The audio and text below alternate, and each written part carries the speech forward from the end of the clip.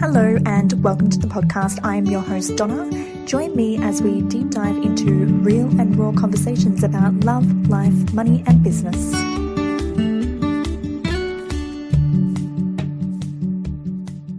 Welcome to the podcast, guys. Thank you. Thank you for having us here. I don't, all things luxury, yeah, that's makes it sound really pretentious. But I guess we are kind of like, part of the reason why we love traveling through Asia is everything's just so affordable. You know, you can have these incredible experiences that back home you'd pay, through the teeth, and then you do it in Asia and it's just, your money goes so much further. So to kick off, how did the two of you meet? Well, the official story is Donna was searching for some coaches to basically lock down, is how I understand it. And this is why I looked at him the way that I did, because that's not how it went at all. So she was looking for some successful coaches she said she just wanted to interview them to help grow her business, but I knew that she was on the hunt. So she put a call out. Yeah. And I was like, man, she got mad thirsty vibes going on. And so I asked her out for a coffee, and then I thought it was a date, but apparently I didn't. She thought it was a business meeting. And then she found out. Coach, having a chat. That's what I thought, yeah. And she found out about, halfway through that I thought it was a date, and she had red wine teeth at that stage and had been laughing and oversharing, and then that was one thing led to another, and that was pretty much it. I was like, there's no way that this guy wants another date with me, surely. It's funny, like, that's kind of the thing that disarmed her. Like, she wasn't looking for a relationship. And because she didn't think that it was a date, we had a real conversation, like what most people who are like meeting each other for dating purposes would have. Like in 4 weeks, we had it on the first night. So that's kind of been the theme of our relationship. It's been, let's just say the thing. Like what's wrong? What's the thing? And let's just say it and deal with it. And I think, kind of from the first meeting, because one of the things you asked about was like values. They were kind of established early by how we were being. I think one of the things that really attracted me about Caleb was that I dated a lot of guys where the communication was very kind of skewish and it was not very straightforward. And so when I met Caleb, he was just like, literally within 2 weeks of meeting me, he was like, I like you. I want you to be my girlfriend. And then another 2 or 3 weeks later, he's like, I've fallen in love with you. That's it. I'm in. And I was like, this is just so refreshing, like just to have somebody who says it how it is, doesn't worry about, what if something happens or anything like that, just is very open and honest. And, that's very much how I am too. I'm pretty much straight down the line, which some people love and some people don't. And I think that that's one of the things that works really well in our relationship. I love that. So you were the first one to drop the L-bomb, Caleb? Yeah, I was pretty clear. Like, I'd had a relationship before that just shown me how, like, what I didn't want relationships to be like. And not because of the person, but because of who I was being in the relationship. It just sort of highlighted to me how much growth that I needed to go through personally to be ready to actually have someone as an equal partner, rather than a, like, child dynamic with a motherly partner who looks after you.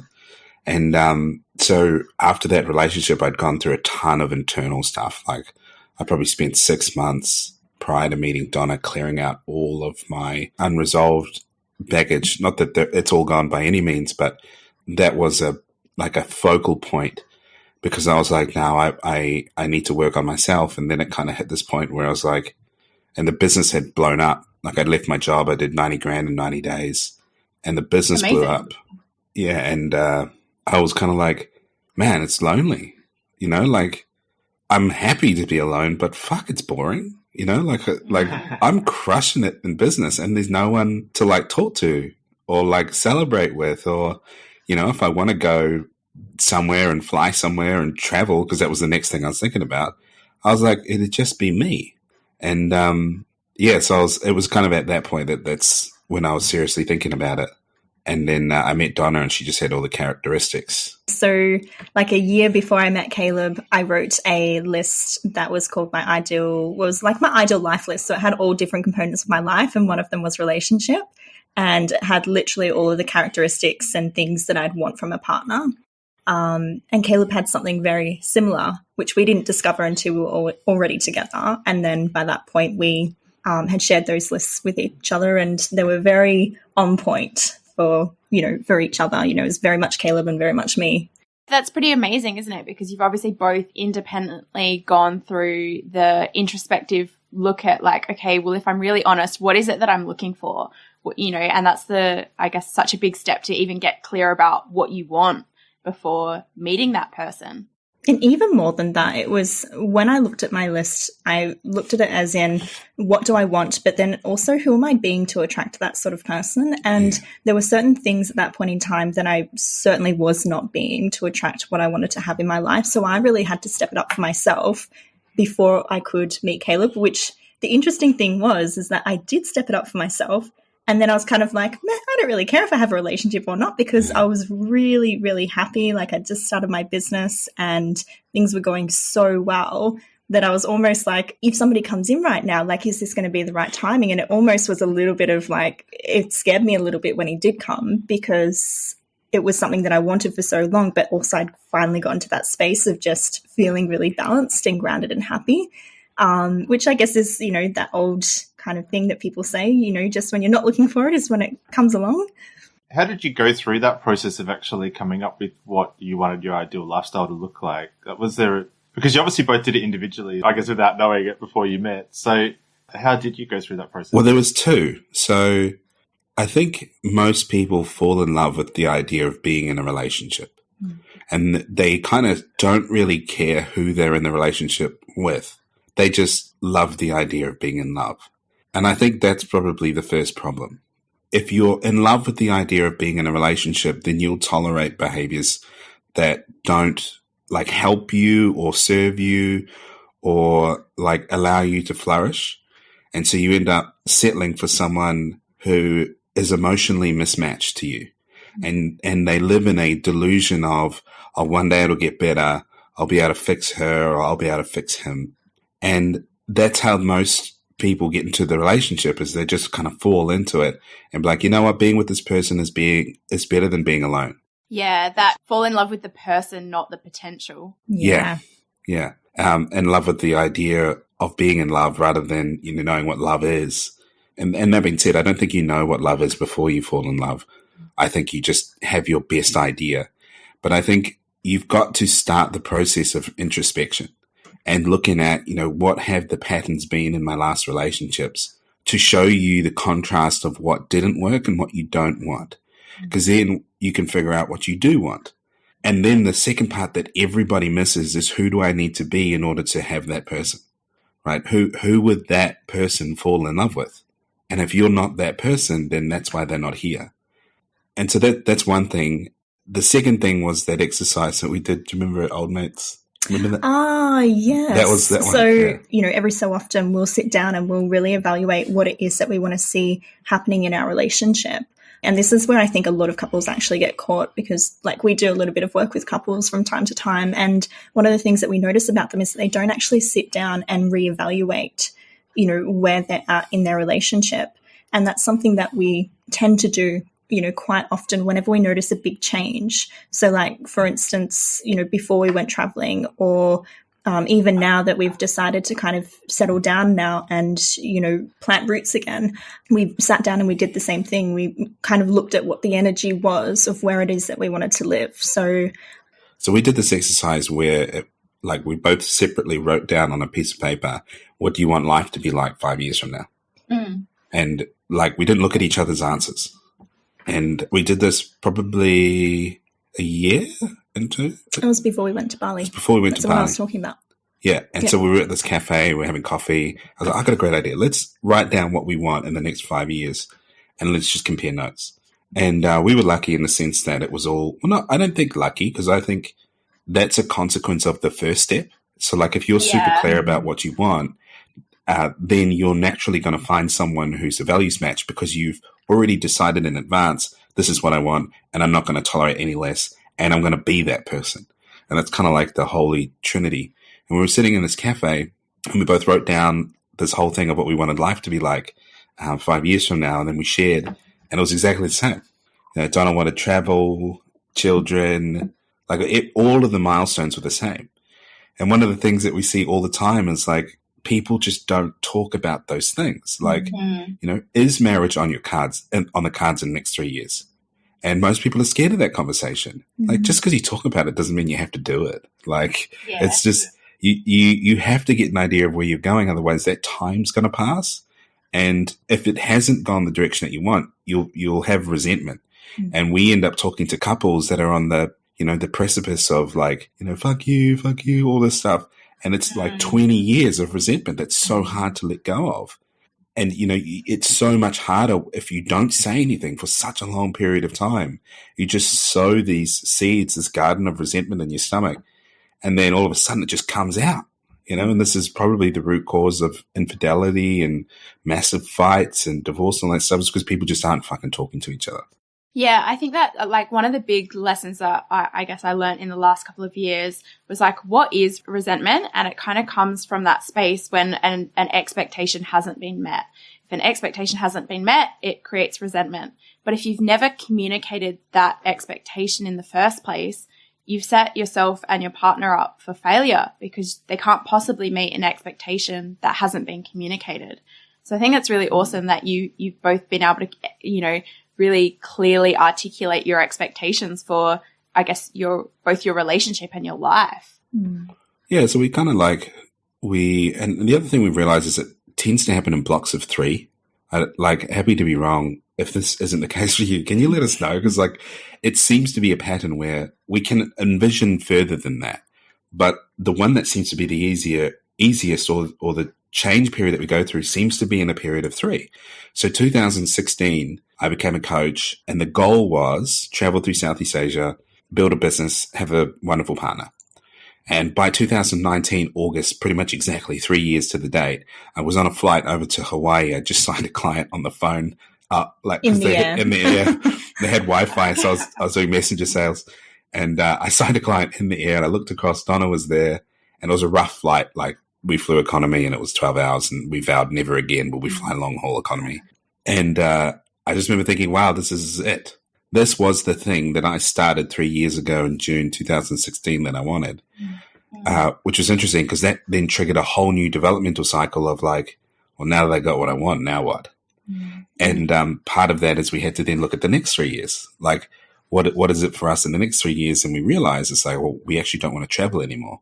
Like, we'd really love to go to Sunshine Coast, get set up, start a family, that kind of stuff, put some roots down. And so this is, this kind of theory that I have is like things work in lots of 3s. And like if a couple's experiencing stagnation or like, the spark's gone, the first thing I would look at is what's your 3-year goal? Like, because you probably already hit it, right? And you've been living in this limbo space of the honeymoon period is like coming to an end. And now it's like you've achieved everything that you wanted when you set this goal 3 years ago to find this person. Now what? And that can either be scary or like enjoyable. Be like, oh, look what we can create together. Yeah, one of our very early episodes, we had Keith Abraham on the show, and he specializes in goal setting. And this was something that he was talking about is that, couples need something to collaborate on. They need something that they're working towards. And that sense of fulfillment actually comes from the progress, not from hitting the goal. So if you continually feel like you're making progress, then you're in a great space. Yeah. And I mean, full transparency for us as well, like when we did kind of hit that in August last year, I don't think either of us really actually kind of realized that. Like we realized that like, hey, yeah, we're happy we've hit all these goals. But it wasn't until COVID had hit and then we were back in New Zealand, which we didn't expect to be. And we kind of went, oh, hang on a second. What does our life look like now? Like, what do we actually want? And so it was kind of forced upon us in a sense when we got here. And I think that that's one of the things as well is like, you can know all of this stuff, like we know this stuff, but even then sometimes it can take you by surprise. And it certainly did us, I think. And I think sometimes it does kind of take that asteroid to hit to make you reflect on what you actually really want and what your goals are, where you're heading. And so I guess that obviously was the case for you guys, that you had a plan, you've been able to achieve a lot of things, and then it kind of took this asteroid. Took the universe to give you a little shake to go, now what? That's it. Well, we'd planned to, spend the rest of the year in Bali. We were going to get married in Bali at the end of that year and then go to Europe and travel some more. That's the plan that we'd kind of set. And then we hadn't really reflected on it. like through this reflection process that we're talking about. And then COVID gave us a massive opportunity to be like, hang on a minute, is this actually what we want? Like, do we actually want this? And it had changed. And I think that's a really like important lesson for couples is to be like, it's okay for your plan to change. Just talk about it. Because I was worried that I was going to make Donna go home early, and Donna was worried that she was going to make me go home early. And it was just the elephant in the room that we hadn't talked about. And she's like, I'm sick of travel. And I'm like, oh my God, I'm so glad you said that. So am I. Like, I really want to go home. It's like running businesses, like both of us running businesses as well, and travel, that's a lot of uncertainty to take. And we're really lucky that we do have such great communication styles with each other, because it's required when you both deal with lots of uncertainty, not just with business, but with traveling all the time as well. Like there were loads of times where we'd rocked into a place, and like Boracay, for example, we went to Boracay for a month and we lived there. And the place that we got to was like on the wrong side of the island. The power kept cutting out. There was no Wi-Fi. And we're like, this is not what Airbnb said. Yeah. You know, like we had meetings at 10 a.m. the next day, and we'd been flying like on various different flights that day to get there. So, and then same thing happened in Johor Bahru, which was just outside of Singapore. And we didn't realize that you cross the border effectively into Malaysia. And there's this little place called Johor Bahru, which is like a rural / student area where like young professionals live, and then they travel into Singapore for work because it's cheaper. And there's nothing there. Like there was this, and we got this place that looked really nice online. We got there and there was nothing. It's a building in the middle of all this land and trees, and that's it. and we were like, what? And so you're going through these experiences, and you have clients, you know, like you still are responsible for driving revenue in the next quarter. And like, I think if the relationship wasn't solid, if it wasn't certain, then I don't think we could have done it. Yeah. And I think that that's true for everybody. Like one of the things that's really beautiful about having a really solid and certain relationship is that you can take the level of uncertainty that you might have in your relationship and put it somewhere else, like in business or your career or whatever it is that you're doing. And I'd much rather have that uncertainty in one of those areas and take those risks than have to have it in our relationship. You know, I love that I get to come home and this is my safe space, you know. That's such a beautiful way to reflect on your relationship and what you've built in your life. I'd love to go back and go, so obviously you were, you know, a period of time into your relationship where you were like, all right, we're going to pack everything up and we're going to head overseas and we're going to, you know, live wherever we kind of want for the next period of time. Can you talk to us a little bit about, I guess, that conversation and how you even made that shift from being, you know, in one place to deciding that you were going to move around? That was interesting. Well, I said to Donna early, like within the first 4 weeks of dating, here's my plan. Like, I'm going to go live in Southeast Asia. Yeah, and I want you to come with me. And that was kind of, and if you're not open to that, then this is not going to work. But if you are open to that, we can put some things in place to try and make that happen.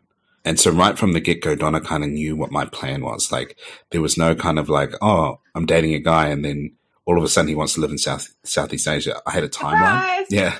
Surprise. I was like, I had a timeline. It was about 3 years. I wanted to be out. That's good. I had the same sort of thing. Like, I wanted to as well. But at the time when we met, I just started my business. So I was like, I was in my business and in my job. And there was an element of like pressure. I don't know if I can make this happen. Like, you know, this man that I really like wants to go and do this, and I want to go do this, like regardless of whether I get him.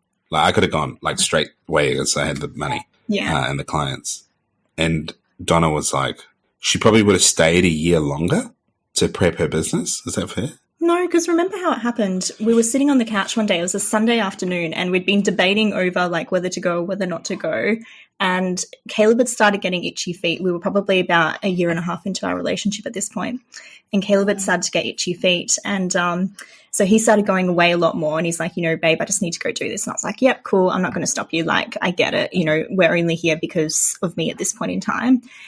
And then I just got really sick of my job. I was just so over it. And so we're sitting there one Sunday afternoon just looking at accommodation in Bali. And I started off with like, oh, let's just see how much we're going to be up for. And then literally like an hour later, I was like, hey, babe, let's just buy it, like stuff it.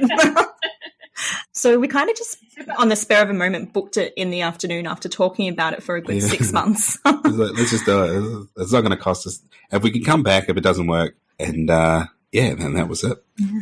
I think that's pretty cool though. But obviously you've done some work, both of you, to get your individual lives and businesses to a place where you had that freedom and flexibility to not be locked to a location. Can you tell us a little bit about like that? Was that always by design? I was kind of nomadic. Like I moved over from New Zealand in 2016. And when I moved into Donna's place, it's hilarious. What I have, like, I had a suitcase. I showed up with a suitcase. And she's like, where's your stuff? And I was like, it's in my suitcase. And I'd been living in Australia for nearly a year and a half at this stage. And she's like, are you serious? I was like, yeah, it's all my stuff. It's in here. Like, I just didn't have anything. So when I left New Zealand, I was already kind of nomadic in the sense that I was just trying to live out of a suitcase. I didn't have a TV. I didn't have a bed. You know, the places that I stayed in were furnished. And so, yeah, I was like, the plan was always, let's get out of Melbourne. I was so certain about getting, because I had to live it before, I became a parent or before I settled. I had to get it out of my system. So that was it for me. It was already geared that way. And then the whole purpose of my business was to find people that I could help and then create the income and the leverage to leave. That was the entire reason why I designed that first part of my business, which is interesting because that self-serving purpose made me hate my business about 18 months later. And so it had to shift again. And we can thank Kerry Marie for that because she was talking to us about purpose first, like meaning. Yes, self first meaning. So that's a whole other topic to talk about, but I was geared to go. Yeah, so I always wanted the ability to like take my laptop down to a cafe or the beach or whatever. I didn't really care where it was. There were two purposes for me. One of them was I did want to do more travel.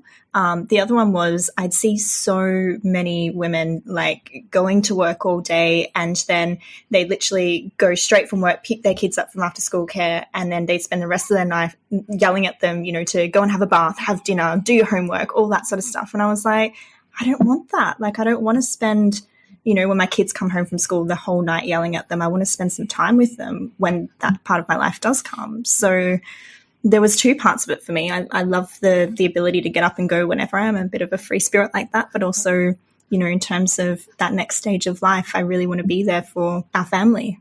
And I think, how we got there, like, Donna, you went part-time. Yeah, I was full-time doing my business and my job at the time, and then I went part-time, and then I just took the leap and I went stuff it, and we booked the place in Bali and kind of just had to make it work, and it did. It worked out fine, like most things. That real moment of like, all right, I'm just going to back myself. That's it. And honestly, if I fall on my face, I'm going to trust that I have the ability to pick myself back up. Yep. That's it. Yeah. Like I had to kind of lean into what the worst case scenario was. And the worst case scenario was that it didn't work out and that we had to go back to Melbourne. That was the absolute worst. And I was like, well, it's either that or I don't go and I always live wandering. And the thought of just always living and wandering was way more painful than actually just taking the leap itself. Yeah. So I'd love to know what do the two of you do to actively keep dating each other? You've got this beautiful relationship. What's going on to make it work like that? So we have a set of unwritten ground rules that I think are really important in the sense that one of them is we never yell or swear at each other. It's kind of like unwritten ground rule number one. Yeah, so it's never yell or swear at each other. It's never threatened to leave the relationship ever. Yeah. If you were going to threaten to leave the relationship, it would be because you're actually feeling that that's seriously where you want to be at. It's not just a moment of I'm feeling frustrated at you or something like that. It literally, there's never ever threatening that. So like early on when we were practicing this, like I wasn't very good at communicating how I was feeling. So I just stonewall. So like some guys listening to this might be familiar. We're like, you don't know what to say, but you don't want to say anything bad. So you just say nothing. And so I just go like stone cold. And then she'd be like, you're impossible to be around at the moment because like, we can't even communicate. So it started off like, because in those moments, traditionally I'm a runner. So I just piss off and I'd be like, yeah, see ya, bye. Which was a behavior that I vowed at the start of our relationship to never do. So I'd be mad, have no idea how to communicate what I'm feeling, but I'd never fucking leave. I'd be sitting in our apartment, which is a shoebox, a miserable fuck, and just sitting there going, until I could figure out what it was or enough time had passed to express it. And then eventually that turned into being able to actually articulate our feelings. Because, you know, if you hadn't left long enough, if you had consistency in your behavior of staying, then it created a sense of safety for your relationship to know that even if the shit was hitting the fan, we still are here. Like there's still physical presence. Even though we can't communicate at the moment, because we're not very good at that, I'm still here. And I'm still fighting for the relationship, but I just don't know how to say it. And so I think the physical presence, especially as a masculine man, like part of your role is, even if you don't know how you're feeling, just don't leave. Like you can't screw anything up if you just don't leave. It's the leaving that triggers the feminine response of like, fuck, he's going to leave me, I'm going to be abandoned, like, and it triggers all the emotional stuff that's even harder to deal with. So as a masculine man, if you don't know what to say, just don't leave. Just have physical proximity until you have the space to figure out what you are actually feeling. And I think that was part of our unwritten ground rules that, like, we don't even really think about it anymore, but when we started, that was it. Was there any others? I think as well, if you are going to leave, it's not a matter of like, I'm leaving, I'm out of here. It's, you know what, babe, like I feel that I can't really communicate what it is, or it hasn't even landed for me how I'm feeling about this right now. So I'm going to go away and think about it. Let's, touch on this in a couple of hours or something like that. I'm going to go have a coffee or something. And, that's worked for us really, really well, where it's felt like something that, sometimes you just need that for men cave time, or for women. We don't have the cave time as such, but we still do need some time sometimes for things to land. And that's been really helpful for us. There's a show of ours, How I Met Your Mother. I don't know if anyone's seen this, but there's an episode where they talk about pushing pause. So Lily and Marshall, some of the main characters, whenever they have a fight, they just yell pause. And pause is like, park the argument, go do what needs to be done, and then come back and unpause. Have a pizza. Yeah. And that's kind of like, what it is. If you mutually agree, you're like, I don't want to fight at the moment. I don't know how to resolve it. Can we pause? And, as a man, you actually need what we call cave time, which is like the ability to just sit with your thoughts, to articulate them yourself. And this is a whole another topic, but the difference between men and women is men want to be appreciated and women want to be understood. And so in these moments of conflict, the feminine energy is going to be very much like coming at you with all these different things that they want you to understand.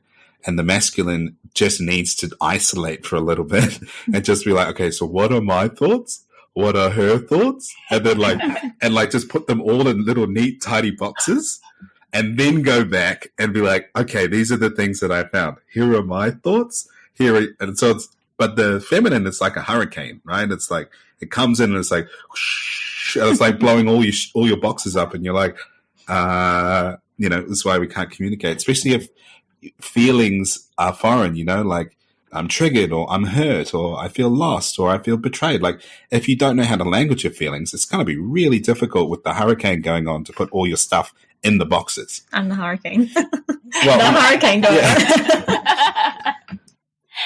But I guess it is really critical what you said, that it is, I guess, about communicating what you're doing, though. Like if you do need your space and you do need to leave and go down to the cafe and have a coffee and sit and work through your thoughts, that I guess you do communicate that up front, rather than just bailing and then the other person feeling like you've just left them and abandoned them. So. Yeah, and sometimes those like simple things are not always easy to do. Hey, when there's two people who's are triggering and misfiring at each other and not really sure how to, it's so easy to grab the keys and just walk out the door and be like, fuck, I can't deal with this right now. But I think it is like that practiced muscle, I guess, to be like, babe, I really can't handle this right now, and communicating, I'm going to step away because this is how I'm worried I'm going to do or say something that I don't want to do or say.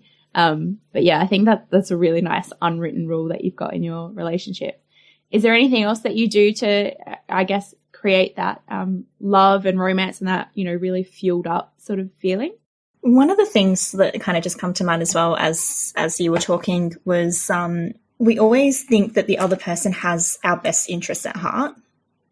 So when you can always live in that space, even if you're angry or if things are going well, whatever it might be, if you can always be in that space of like, that person has my best interests at heart, they're not trying to, be a certain way or whatever, then it allows for forgiveness, compassion, love, all of those things to open up. It allows you to see what's happening from their perspective and, to almost kind of go, okay, well, if they're feeling like this and I'm responding like this, what's my part in this? And, how can I respond and meet them halfway? Or, it allows more kind of opening up of the gates for newer conversations to happen. And I think that that's something that we do really, really well. Yeah. So one of the rules that we encourage couples to have is the relationship comes first, right? And this is the person that you've chosen. So if you're going to work on your relationship, you have to make the commitment that you are in. It's a line in the sand and there's no turning back now. If you decide that you want to work on your relationship, nothing beyond that line is now acceptable or can be dragged in front of the line. So before you draw the line, get all your shit out on the table first, because once you draw that line, you are not allowed to be like, oh, but remember on my 15th birthday when you didn't do that thing and you didn't get me that. Like, once that line is drawn, none of that shit happens. And so I think that was, it's like once that line is drawn, you choose the relationship always. And through choosing the relationship, you also accept that if this person is trying to communicate with you, then they're trying to communicate with you because they love you, not because they're trying to hurt you.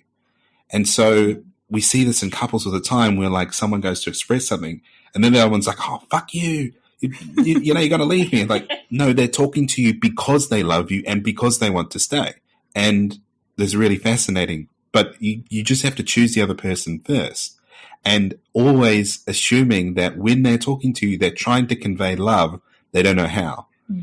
It's about always assuming positive intent. Yeah, that's it. Yeah. And like in terms of practical stuff that we do, like we haven't actually done this in a while. It's pretty naughty, but we nominate like a Saturday or a Sunday weekly where we'll like lie in bed or we'll watch movies or it's just us time. So phones aside and, you probably heard this a million times, but we just nominate a day and we have date nights. As a general rule of thumb, they're either weekly, worst case, they're fortnightly. No, they're pretty much always weekly. I don't remember the last time we've not had one. Yeah.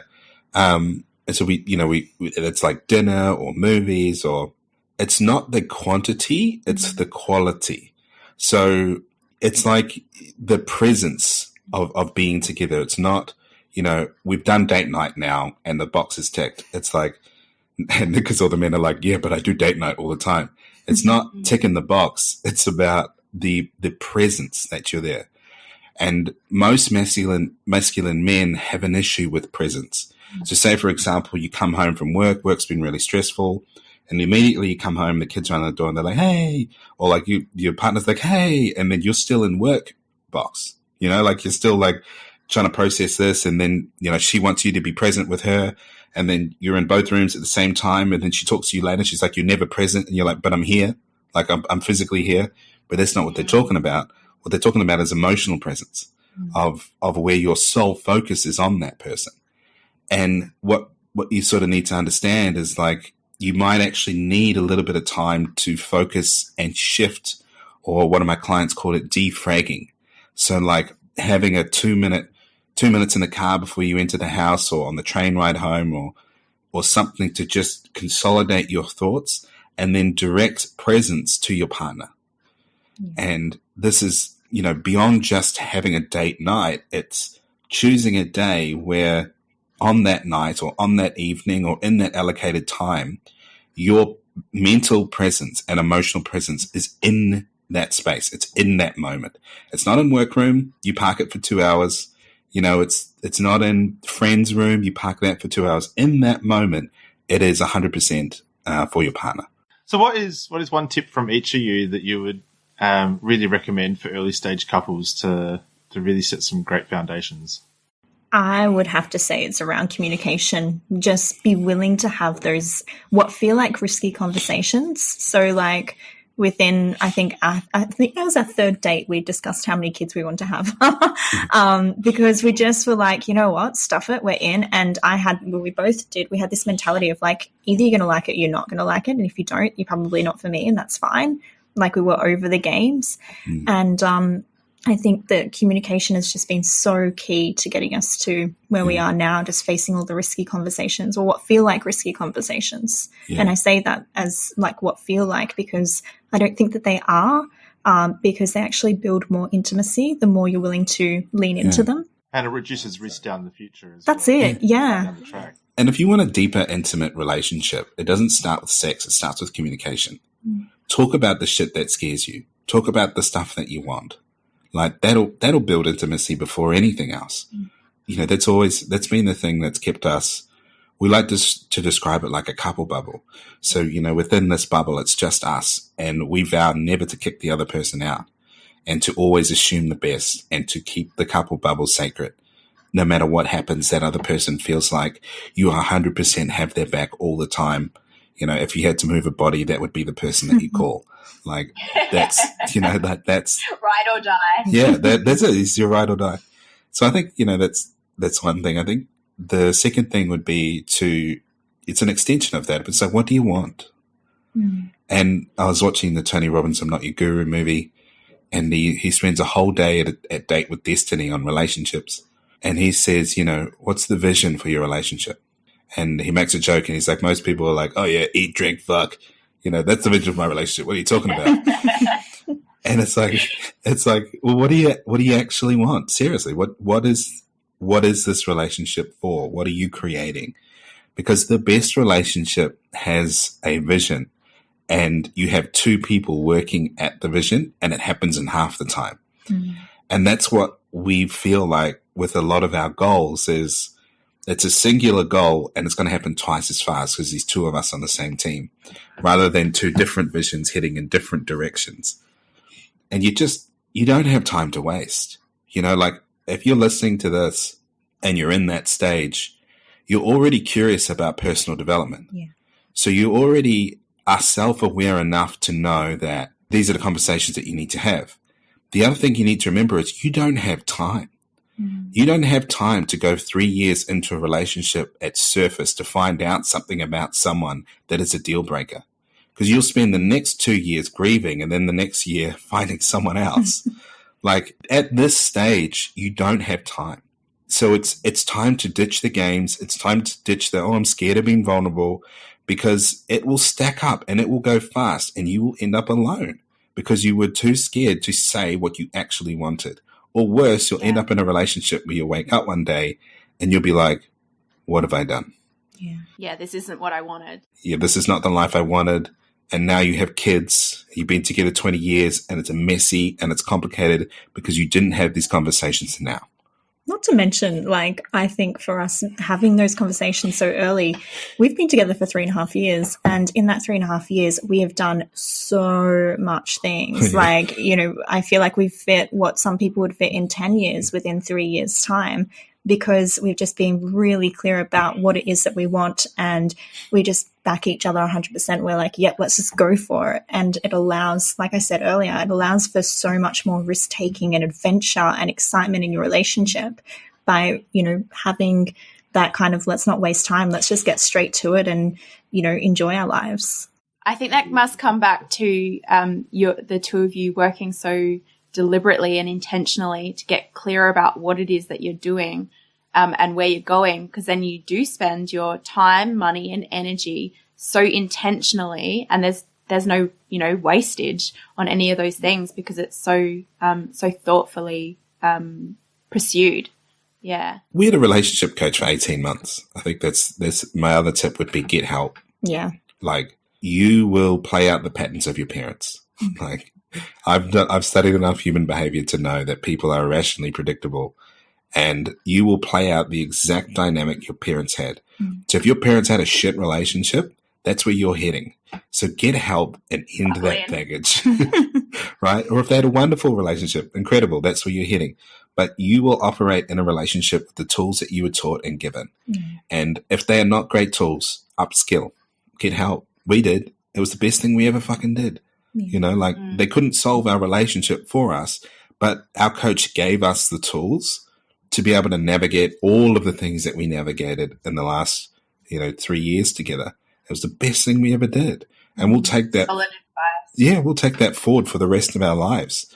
These tools that we didn't have that now we have. And if I could just add to that, like, I know for myself, like, Caleb came from a family that has a very solid family unit and they have a really good relationship. Whereas for me, I have never in my life, up until our relationship and all the work that we've done, seen a healthy relationship. I didn't know what that was. I saw it on TV and I was like, oh no, that just happens to those people on TV because they're on TV and it's not real. I didn't believe, previous to meeting Caleb and doing all of this work, that I could actually be this happy and this solid in a relationship. And, I guess that kind of follows on with what Caleb was saying, because we have the right tools and because we've done a lot of that internal work with our own relationship coach, now we know how to communicate with each other. Whereas previously I may have been communicating, some of my family values from what I was taught, basically.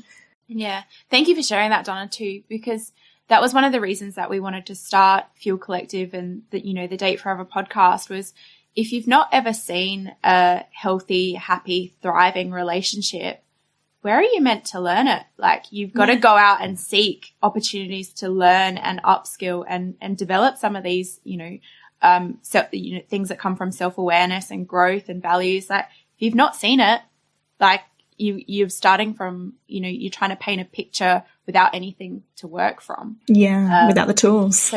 Without the tools. So I want to say thank you so much for letting us have a little peek behind the curtains. One of our values at Fuel Collective is to be the change. And that's really about what we're saying is about being the change that you want to see in your own life and taking full accountability for what you can do to impact your own life, but also for the change that you want to see in the world. So to say thank you for joining us today, we've given a year's worth of seeds to help a family grow some nourishing food in Malawi. So that project's supported by Every Home Global Concern, and we've done that via our partnership with Buy One, Give One. So thank you so much for making that happen. Thank you. Thank you. How good is Buy One, Give One? That's such a cool initiative. Yeah. It's really, really awesome. So because we were here, because you guys listened, a village. Something awesome is happening. Yeah, something awesome is happening. That's so cool.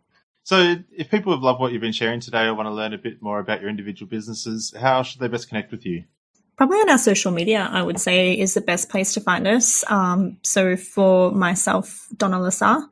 And Caleb Lesa. I got a new fancy website coming shortly. So hopefully by the time you watch this, it'll be there. But caleblesa.com.au. You can find out the links in the show notes. Yeah, perfect. Cool. Thank you. Awesome. Thank you so much for joining us, guys. Thanks for having us. Really enjoyed it.